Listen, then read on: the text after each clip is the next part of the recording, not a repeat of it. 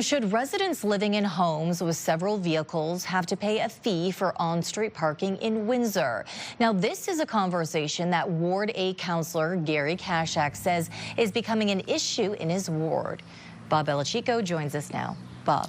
Kashak says residents in his ward tell him there are too many cars on the street and not enough parking spots. It's an issue that he has brought forward to city administration for them to hopefully come up with a solution to the problem. It's very hard to get parking spots. Whether you're in Ward 54321, the race is on to get a spot after work in most neighborhoods. Always a struggle. Lots of times we have to park in the next block and walk to our house, and that's difficult if you have equipment or groceries or anything. You know, sometimes we have to park in the back alley, which you really don't want to do.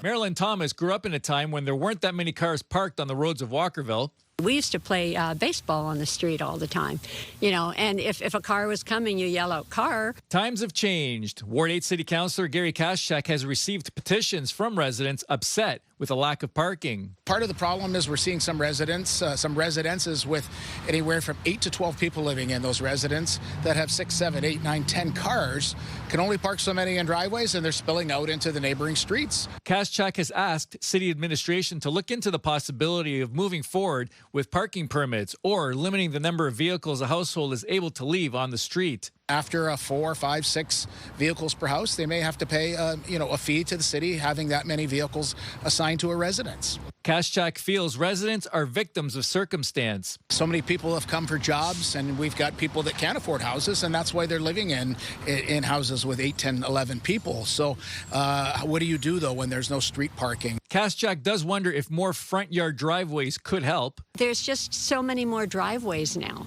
that you can't. They've taken away half the spaces where you can park. Every municipal conversation leads back to parking.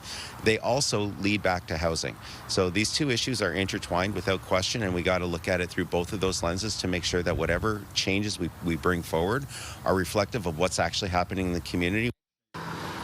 Now, Kashak suspects that this might be a tougher issue for administration to solve, but does look forward to a report back to council at a later date, at which point they'll have a more robust discussion on this issue. Stephanie? Okay, thank you, Bob Bellacicco, tonight.